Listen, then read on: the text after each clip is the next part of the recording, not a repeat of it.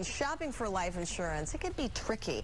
And joining us this morning is Bob Ingram from Ameriprise Financial to tell us how to get the most coverage for your money. Good morning, Bob. Can you hear me? I can. Oh, good. I couldn't hear you for a second there. Sorry. I was a little Good morning. worried. We're fine.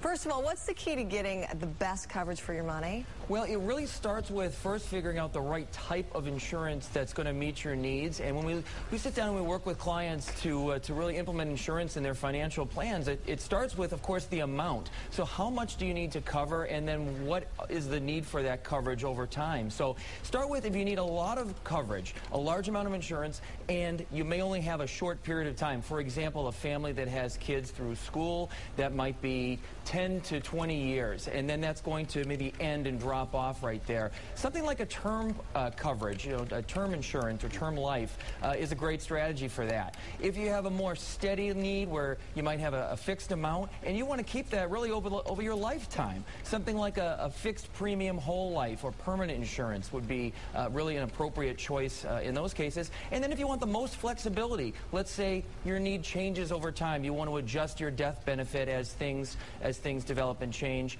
and you want to also be able to change your premiums and also still keep the coverage in force over the course of your lifetime and lock in those health rates while you can.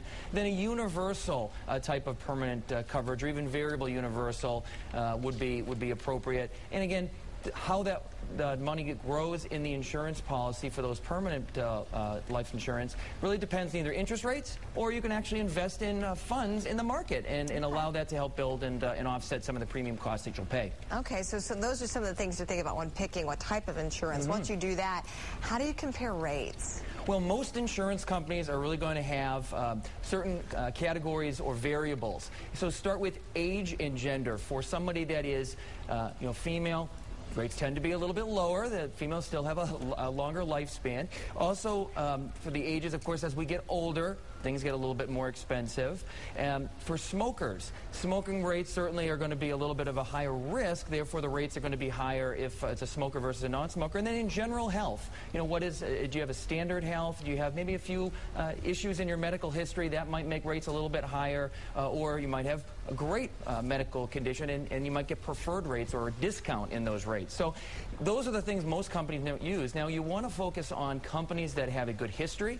You want to have insurance companies that are maybe AAA rated, or at least very highly rated, and shouldn't run into issues as far as being able to pay out a claim when you actually need them.